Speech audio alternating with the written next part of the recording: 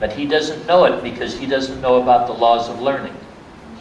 So there is only, you know, we are to love our children. We are to give them to what is called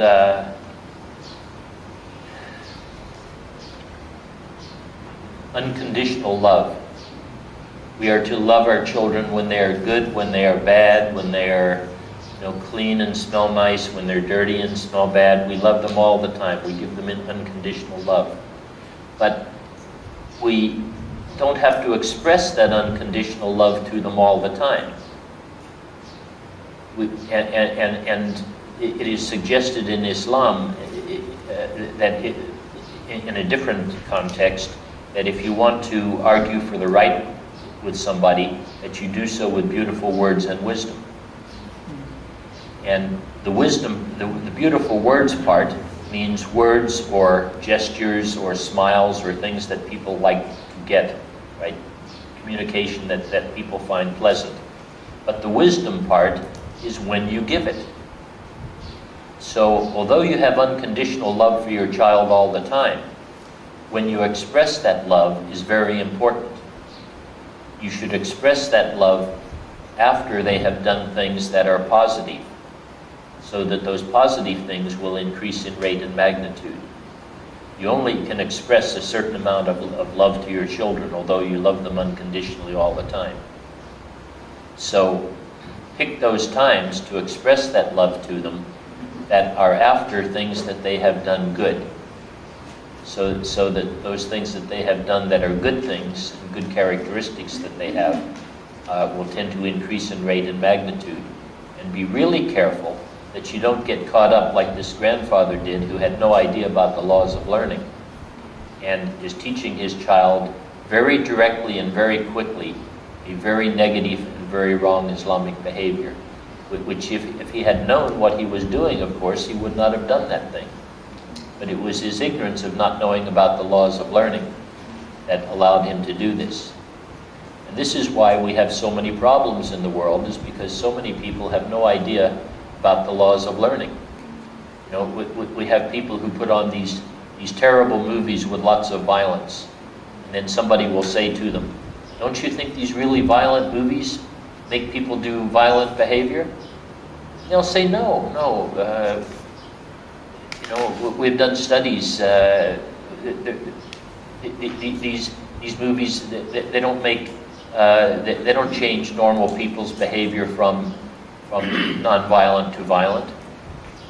Well, this is probably true, but not everybody is normal, and there are people who are just on the edge of violence anyway. So they see a movie about some particular type of violence, and then they say, "I'd like to try that,"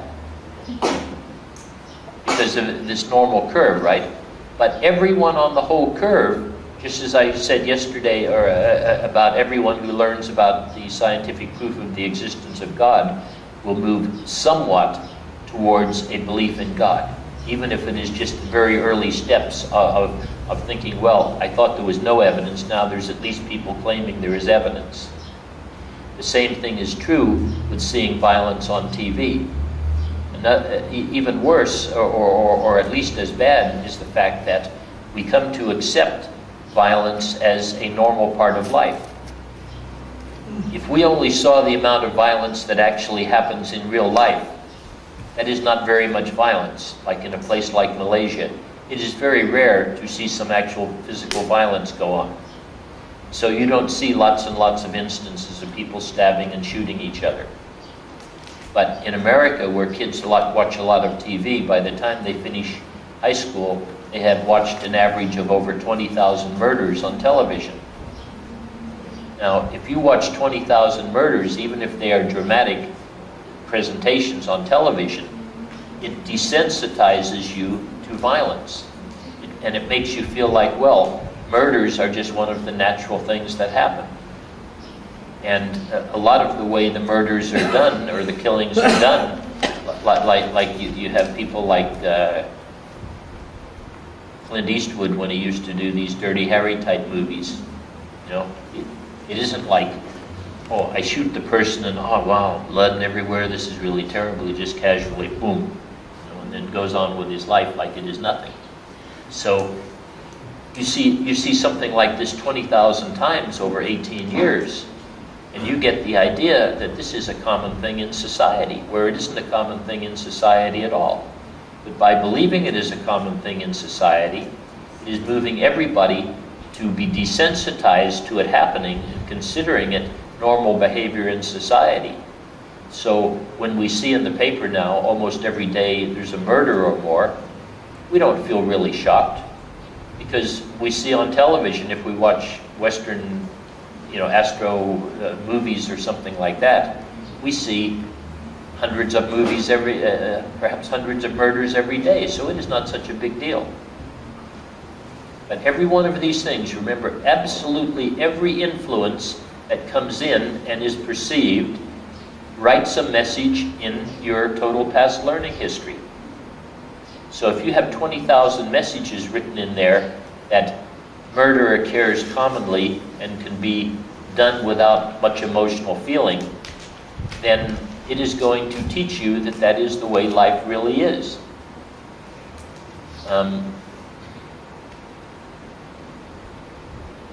There was an instance in Britain where there was an Australian TV series. I forget the name of it, but I mean, and believe me, an Australian TV series will have a lot of really wrong behavior in it.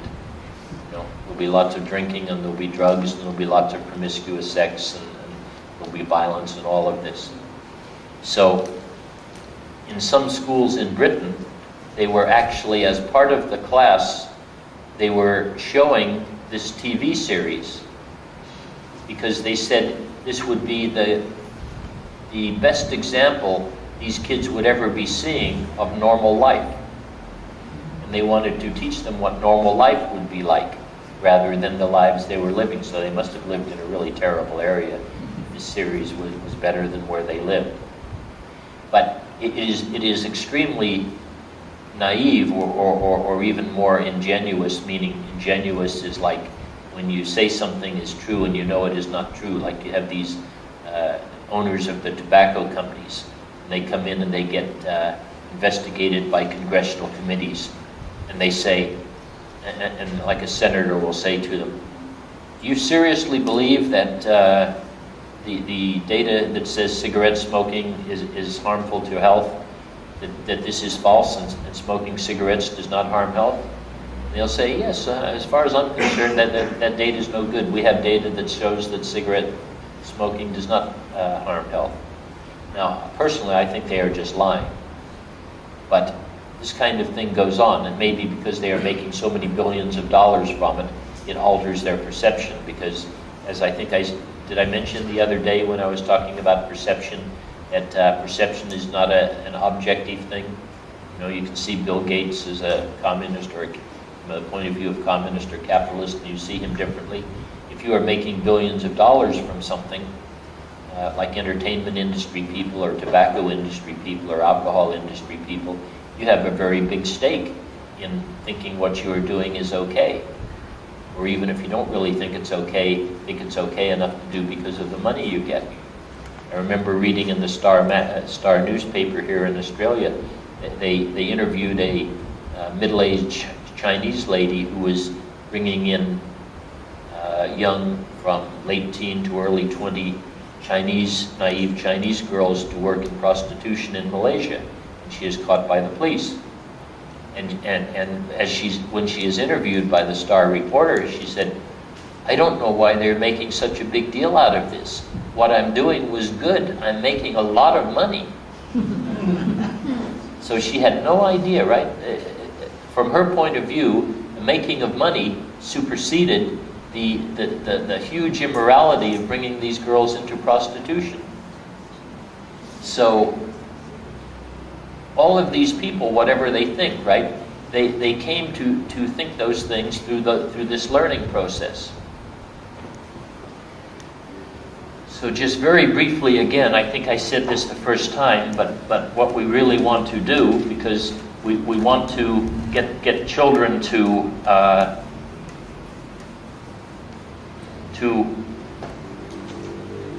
want to do the right thing rather than I need to have this sort of permanently drawn. I'll leave a bit out. I'll leave perception out for now.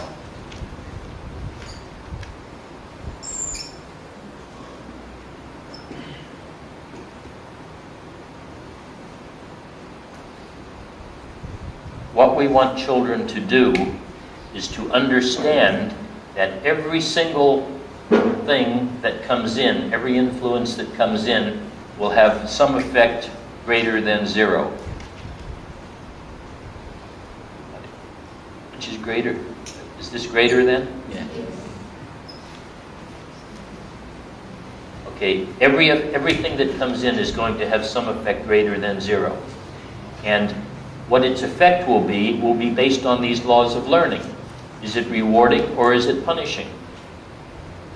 So, getting back to the example before of the clothing of Britney Spears and Christina Aguilera, the girls see this, and if they see this as a positive thing, then it is rewarding to them.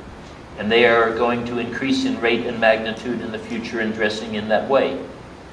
If they see it as a negative thing, then the opposite will be the effect. So, because so often it is presented in a negative way, we ask them to use this inner speech that Allah has blessed them with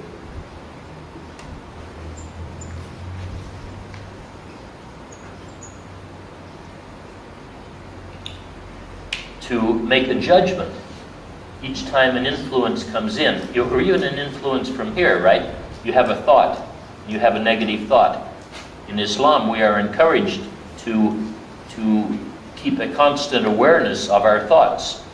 And if we have a negative thought, we are supposed to immediately intervene and take away the power of that negative thought. In other words, if I were to think, oh, I'm quite thirsty, this talk, after the talk, I'll go out and have a beer, right? I should say to myself, oh, no, this is not a good thing to do, right? Allah has prescribed alcohol as something that is wrong for us, so I wouldn't want to do that. You see, so we're supposed to be constantly monitoring our own thoughts, but we are also supposed to be monitoring the social influences and our own thoughts. And just to say again, because this is a very important point, and we need the children to understand this, that every single influence that comes in, there are no such thing as neutral influences.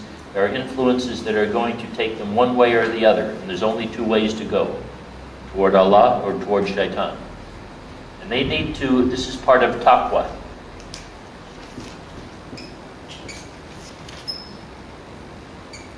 Is that how we spell it? Or W-A?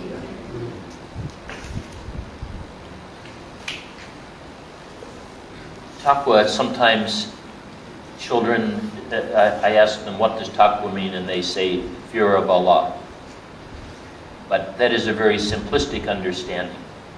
It means really awe of Allah, to have so much, to value Allah so much, and love Him so much, that you want only to do what He wants you to do. But to do only what He wants you to do, you must know what He wants you to do. So part of taqwa is what is called enlightenment, an understanding all that is right, that Allah says is right, and all that Allah says is wrong.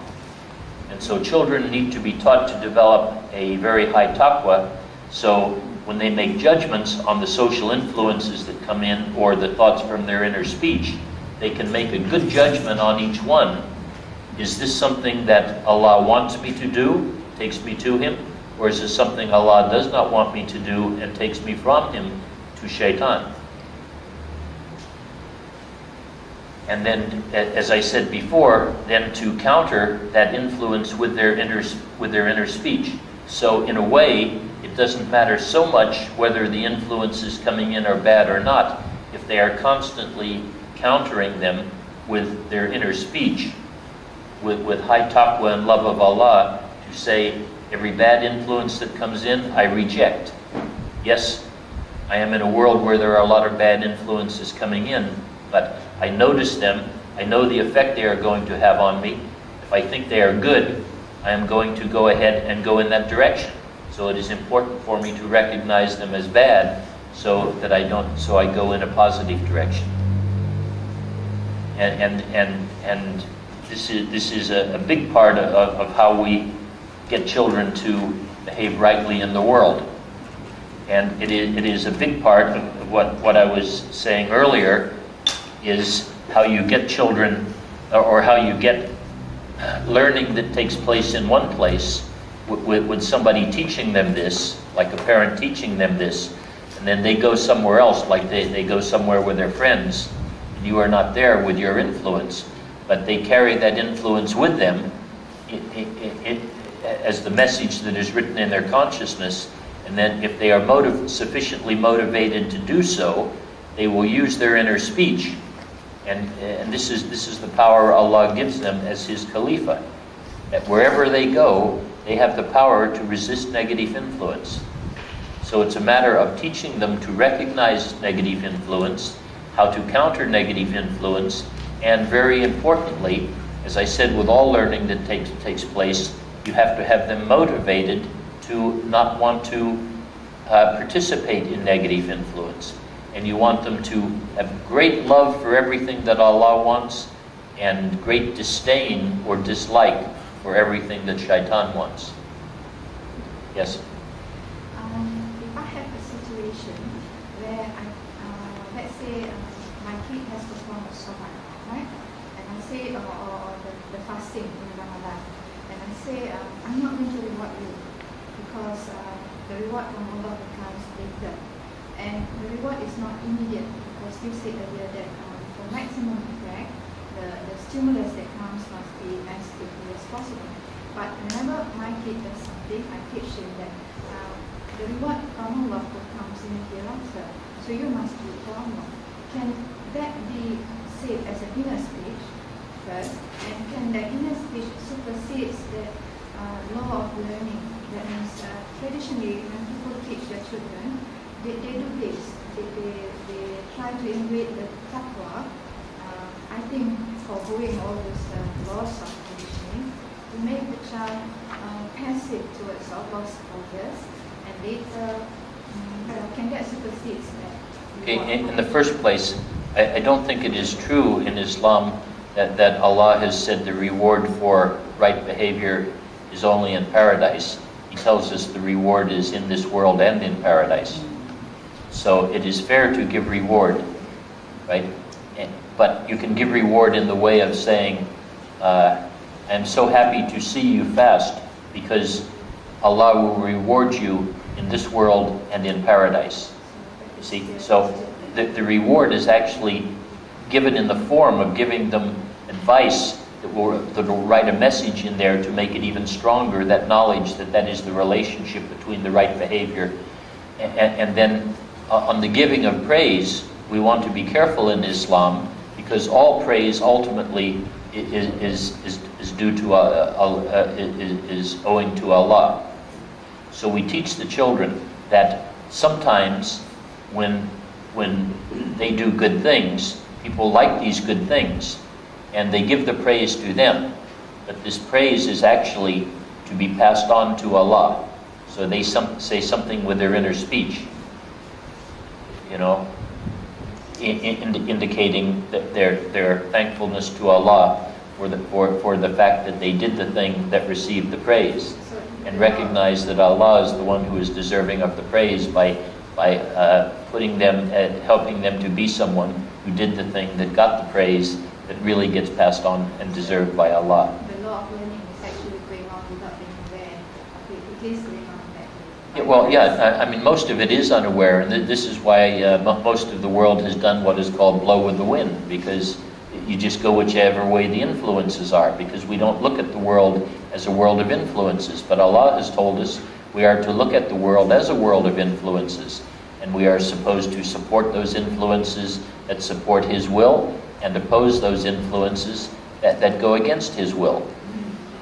So these laws of learning, which are, by the way, just as the laws of physics are applied to the universe by Allah, and the laws of chemistry and the laws of biology, To the degree we have correctly understood the laws of learning, these laws are applied by Allah to allow biological life forms and human beings to take direction, to move in the right direction, to move toward carrying out His will, just as the laws of physics, chemistry, and biology are to do. So as the groupings of subatomic particles become more and more complex, Allah starts giving different levels of laws to make sure that His will is carried out.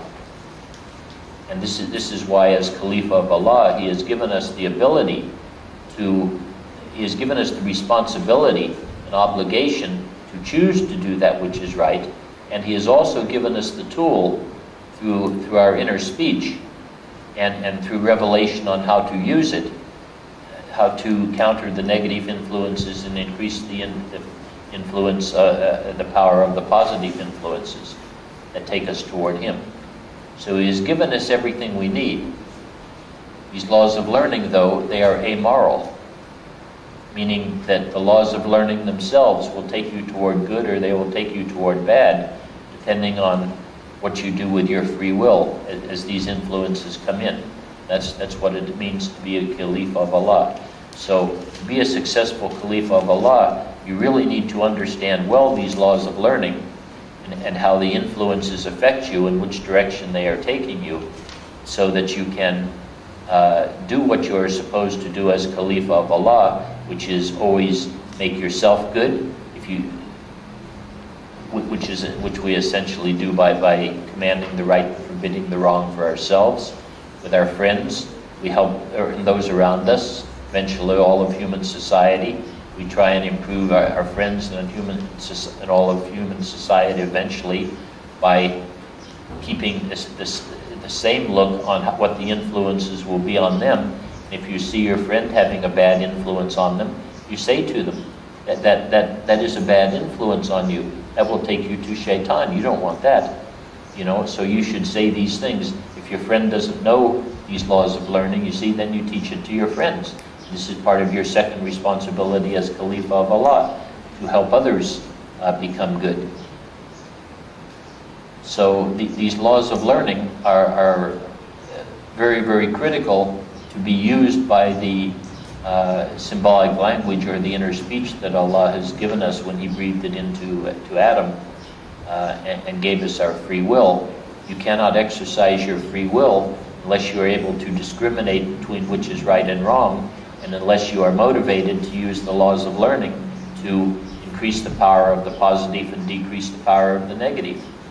So it is part of Allah's perfect system, or what I referred to yesterday as His grand cosmic plan, that we learn these things. This is why I said, I think in the beginning of the course, that this all comes from a hypothesis that if you give any individual or social group a positive, accurate, motivational worldview, which I now know to be Islam scientifically and logically understood, along with the traditional understanding, plus a good understanding of the laws of learning by which all human characteristics develop. You give any individual or social group those two things, they will naturally and inevitably move toward everything good and right, because that is the system of life that Allah has set up for us. That is the right way of life He has given us. Islam is not, as a matter of fact, I feel very uncomfortable calling Islam one of the world's religions, because religion implies it is just your spiritual duties. You pray, you fast, you zakat, you do these various things. Islam is total way of life. Deen does not translate as religion; it translates as way of life. And other religions do not see their religion in that way, and they didn't practice them very much in that way, and we are starting not to practice so much in that way. But we really need to understand this, and further to the thing that I said about the wrongness of the use of punishment or the use of force to get the right thing to happen. I think some statements in Islam are much broader then they are often interpreted, such as there is to be no compulsion in our deen, which I think I mentioned the other day. Many people interpret as you are not to compel people to become Muslim. But if you take the wording itself, there should be no compulsion in our deen. It's saying there should be no compulsion in our right Islamic way of life. Meaning that we should do everything that is right in Islam, everything that Allah has told us is within our right to do and is legal and lawful to us, or halal, that those are the things that we should choose by our free will. We should not be forced to do them. And this is the goal of what a right Islamic world is about. And this is what it means to be Khalifa of Allah. And so when you teach children that, and it really gets into their heart and their mind so that they understand it intellectually and logically in their mind, and they feel it very warmly and powerfully in their heart, then they take this with them. And they are very hard to touch with negativeness. But if you have not put these things into their hearts and their minds, then they go out without an armor into a world that is going to attack them with all sorts of negative ideas from secular materialism. And these attacks are very, very powerful and very, very successful. And you send your children out there without the armor of having, good taqwa and good motivation to be Khalifa of Allah, and good understanding of the laws of learning, and good understanding of discriminating between right and wrong. You send your children out into the world of today without those three things. Please don't expect them to grow up to be really good. We have to prepare our children. Allah wants us. This is part of growing up in the good Islamic family. Part of the two things you have to give the children. They need to be taught all of those things. They are not just to be taught to pray and to fast and this. We often hear this hadith, which is correct from our beloved Prophet Muhammad, peace be upon him. The story about the Bedouin who came in and he said, how much do I have to pray? And the Prophet said 5 times a day. And he said, okay, I'll do that, no more. How much do I have to fast 1 month a year and no more? He said, okay, I'll do that. How much zakat do I have to pay? A certain amount. He said, I'll pay that, no more. And the Prophet said to him, if you do all that, you're guaranteed paradise. That's the way we normally hear it. Okay? But that is not all of it that there was. That is taken a little bit out of context because there were some other words. The Prophet said, if you do all that and make the halal halal and the haram haram, you are guaranteed paradise. Which he has essentially said, if you do those obligatory spiritual things and everything else that is right and nothing else that is wrong, you are guaranteed paradise. This is what we need to teach children. And they need to know that things work on a shaping process, and you do not just jump all of a sudden from being good to being bad. That it is small steps, and so you have to look out for these early small steps. If you are hanging out after school with your friends and they offer you a cigarette and you say no, it is not a matter of thinking, wow, I am such a good Muslim because I said no. Because what if maybe in your inner speech you said, it would be pretty cool if I could do that, but I'm not going to. See, so they took just that little tiny step towards thinking it is okay or might be a good thing to do, although they actually didn't do the wrong thing. So they need to learn the subtleties of the learning process so that they can jump in very early in the shaping process. I was talking with some of the older kids in Adni school last year about the right relationship between boys and girls. And we discussed what does Allah say is the right relationship between boys and girls who have reached puberty. And the right relationship is you just basically stay apart from each other and can only communicate if it is like a business or an official matter where you have to communicate.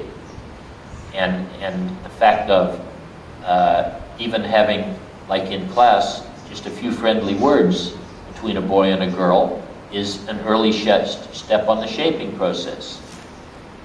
And if you have a few friendly words in the classroom, maybe then you'll walk down the hall together and have a few friendly words, and then maybe you'll sit outside on the bench together and have a few friendly words.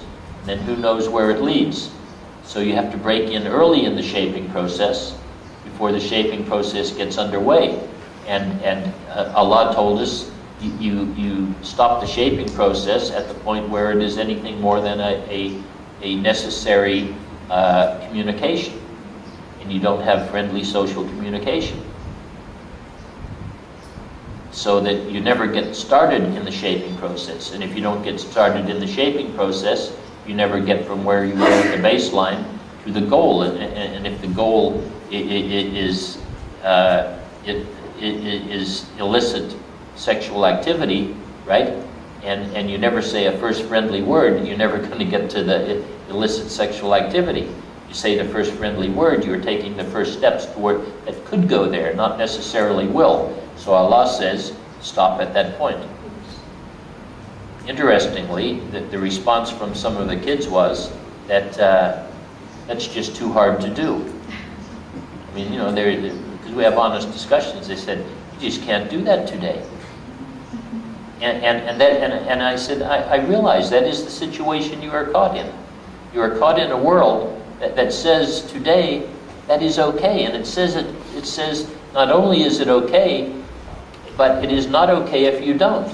It is like there is something wrong with you if you do what Allah said to do, and that you have to be powerful enough, because Muslims are not supposed to be weak. As I say to you know, is a Muslim supposed to be strong or weak? They say strong. I say, well, if you are supposed to be strong, are you supposed to let shaitan influence you? And they say no. So I said, should you do anything that shaitan wants? And they say no. And I say, well, does shaitan want you to take the first steps towards an illicit sexual relationship? And they say yes.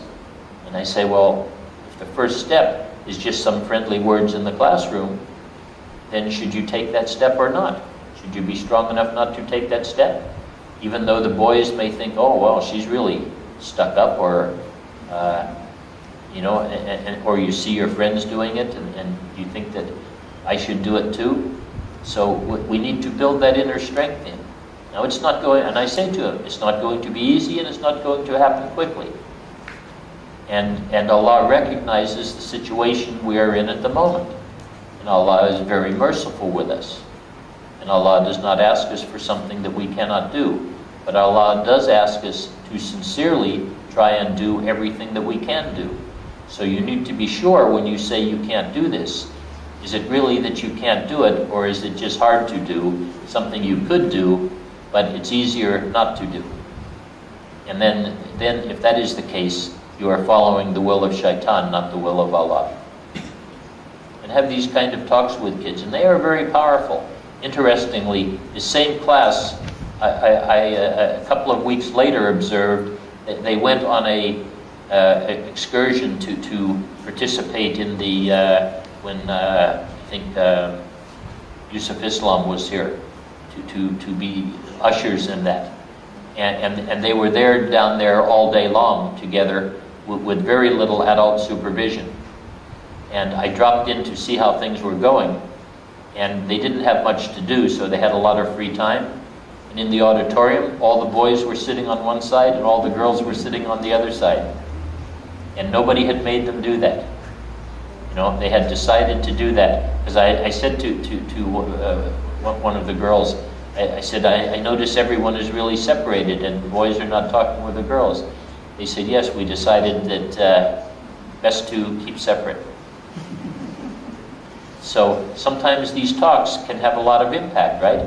Because these messages that get written in their consciousness, if they think about them rightly, with their self-reflective consciousness or their inner speech, they can increase the power of them. And apparently this particular class was very affected by those words. And some of these girls I know previously, I mean, it's because it's not only the boys seeking out the girls, but in modern times, some of the young girls are quite active in seeking out the boys. And some of these girls who had been very active in going around and talking with boys actually had stopped going around and talking to boys as much as they had. So this kind of thing is really good to see, and it is very rewarding. You remember I mentioned earlier about how punishment is so effective because you see the effect of it so quickly. But if you're using reward, you often don't see the effect so very quickly. So you have to watch carefully to see the reward. You know, this reward for me for having this conversation with this class happened a few weeks later. And if I hadn't remembered what had gone on and connected the two, I might not have felt so rewarded as I did for having that conversation with them. Because reward is a much more subtle thing in its effect than the very direct and overt consequences of punishment. And if the two are just confronted right with each other, punishment or positiveness, I don't remember if I said this in the earlier lecture, but if you have a room and there's one person in the room and two people come up to them, there's a chair on this side of the room and a chair on that side of the room. Did I give this example before? Okay, so one person comes up, two people come up to the one person in the room, and one of them says, I would really appreciate it if you would sit in that chair over there. It would be very helpful for me, and I would like it a lot. And the other person, who's got a big stick, says, if you don't sit in this chair over on this side of the room, I'm going to hit you as hard as I can with this stick. Well, in a direct confrontation like that, negativeness, force, and aggression is probably going to win over reward. So this is why reward, the reward for the use of force and aggression, because it is quite direct, has a very powerful effect on us, because we notice it very clearly. And when we didn't understand all the consequences, as B.F. Skinner said, we are only beginning to understand the power of love as we are beginning to understand the weakness of force and aggression. Before, we didn't understand the weakness of force and aggression. We thought force and aggression worked really well. Now we know it doesn't work really well. And we know that reward or love, positive relationship, works really well.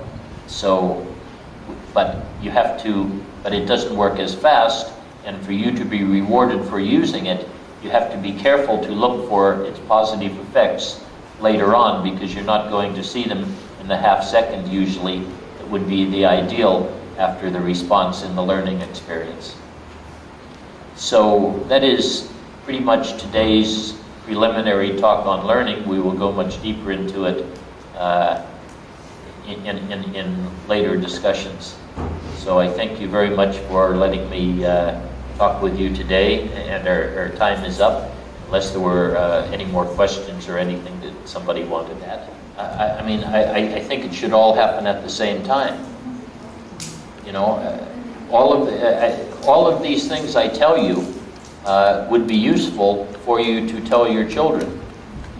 This is not just adult knowledge I'm talking about. This is knowledge that should be available to every human being. And so I would start telling children about their roles and responsibility as Caliph of Allah from before the time that they are verbal. I mean, I would start literally at birth telling them about it, knowing they can't understand, but they just get familiar with the ideas. And of course, you should try and model that in your life. I mean, the better model the parent and the teacher is of these Khalifa roles, the more effective it will be with the kids. But you can't depend on waiting till the adults change to change the kids, because also the children have not had so much past information written on their total past learning history that they have to overcome to get really comfortable and excited about the role of Khalifa of Allah, get really dedicated to it, and get that burning love in their heart, right? That they are more open to new information than adults are sometimes. So sometimes what we find happening is the kids learn it at school, parents haven't taken the opportunity to learn much of it at home, but the children take it into the home and teach it to the parents. So it can be a both-way process. So I think it is very important that the ideal is everybody learn it at the same time. But we certainly don't want to exclude the kids, because the kids may be more receptive in the beginning than the adults. Yes, sister? It's actually what I asked about. It's not to do with children's learning more than it's adults learning, particularly women. It is here that verse of the Quran, Allah subhanahu wa ta'ala says that if a woman, she disobeys Allah, like in terms of the relationship with her husband, there's a procedure where you say about punishment. Now, you reason with them and then you withdraw out and then the punishment comes. So this thing about trying, how would you like sort of like put it forward in terms of making the person understand why Allah has given their stipulation in terms of hitting? It's a symbolic hitting, I know that, but how would you kind of like put it in a way that they say, why is it that man has been given that as a, you know what I mean? So can you kind of comment a little bit? Well, it is because Allah has apparently cast men in a certain role, in that in all things there needs to be a leader. You can't have like a home without a leader, and you can't have a competition in a home between the man on the woman and the woman as to who is to be the leader. So for whatever reasons Allah has, He has designated the man as ultimately the leader. But this does not mean his leadership is to just to be like a dictator, right? He is to be like a caliph who takes advice from everyone in the ummah, or a man should take advice from everyone in the family, and his decision should be in the best interests of everyone in the family, not in his own best interests. If he is making a selfish decision on the basis of his own interests, he is then committing a sin. And as to the punishment itself, first a gentle reminder, then a removal of physical affection, and then what has sometimes been called beating. The beating has been over and over described and interpreted by scholars as to be symbolic, not to be hurtful. And they have said things like no more than the light hitting with a siwak, you know, like the little toothbrush stick, or even like a feather or like a handkerchief. It is to be a symbolic thing. Man is not supposed to hurt his wife. So actually a man is not even supposed to use as much physical punishment on his wife as we are allowed to use on a child. You know, it isn't that it's okay to hit her 3 times as long as it doesn't draw blood or leave a bruise. It doesn't hit her in the face or the stomach. Man is not even really supposed to do that much. It is supposed to be a symbolic way of saying your behavior is so bad that it is harmful to a right Islamic relationship, for us having a right Islamic relationship. And I think, although a woman may not have the same right to punish the man in the same way, that the woman certainly does have the right, and I think obligation, to talk to the man in a way to instruct him also. It is not only the man that instructs the woman, but men and women in Islam are considered to be equal in knowledge and intelligence. And so that if a man is doing the wrong thing, the wife should be telling him, but she should tell him in a nice way. And he should, as the leader, take that information in a right way and use it the way Allah would want it used. That would be the ideal. Why I ask you this question is that, for example, I'm faced with a woman who's not a Muslim, and this seems to be like an issue in terms of why is the man doing that? Why does he have to resort to the physical punishment? So it's something that kind of keeps him away from even wanting to accept, like, especially this, marriage situation. Yeah. So how? Well, just make it really clear that that the opinion is that the man is not supposed to beat his wife in the way we consider beating a wife. That Allah is merciful and Islam is a merciful way of life. And although that term is used, beating, it is not to be meant as a beating in the sense that he can just slap her around and punch her or whatever. That there is a limit, and that limit has been decided by scholars to be so mild that it can only be considered a symbolic beating, to indicate how very serious that wrong behavior is. And a man is not supposed to resort to that use of, if you want to call that punishment, for mild discretions, only for very serious behaviors, like, say, for instance, a wife just wants to have the right to go anywhere she wants, anytime she wants. Right? Well, if this is the case, then the husband may be very unhappy, and the wife may be going wrong places at wrong times. And so this shouldn't be happening. Also shouldn't be happening with a man. So Islam can sometimes sound bad, but in the interpretation of the scholars into what is really meant, we find that Islam is always tolerant and merciful. I mean, even in the use of hudud punishment, we look at the time of our Prophet and we say, how many people were executed for zina? Right? 2 that we know of, possibly 3 in the 10 years in Medina. And the 2 we know of for sure were given every opportunity in the world not to be executed for zina, but wanted to be executed because they wanted their punishment in this world and not in the afterlife, and felt strongly enough in their beliefs about Islam, what they had done wrong, to make that choice themselves, even after having been advised by Abu Bakr and Omar and the Prophet himself. Actually, the Prophet himself.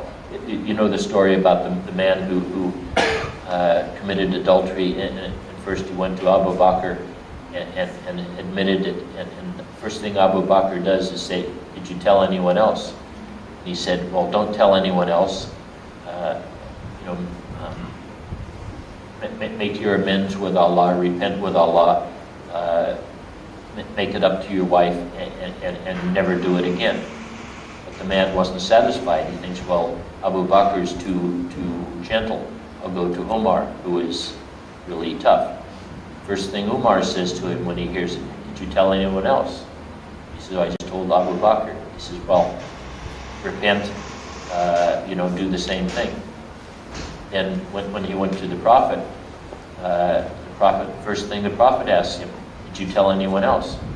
Now that he finds out that he's already told people in the community, he says, "Well, because you have now made it public, we have to go ahead and do it, because we cannot make it seem that we do not carry out the will of Allah. You have had every opportunity not to have this carried out. It is now your choice, and the example is needed in the community since you have made it public." So, for people who think that religion, that Islam is a religion of harshness and punishment, I mean, they are very wrong. Islam is about as tolerant as you can possibly be, and as merciful as you can possibly be. Islam is. That does not mean Muslims are. Unfortunately, around the world, many Muslims are very harsh. But that is not the sunnah of our Prophet, it's not the sunnah of the companions. So, to the degree that harshness has crept into the Ummah, it has crept in not through Islam, but through wrong cultural influences. And I think when we talk to people, we need to be honest and explain this kind of thing. So, if there are no more questions or discussions, we are running a little bit late today, so I thank you very much, my dear brothers and sisters, for allowing me to talk with you today. And next week's talk will be a deeper talk. Next Saturday's talk will be a much deeper level talk on the nature of existence of our physical creation. In other words, we will go a little bit beyond what we see to to what is the reality of the physical existence.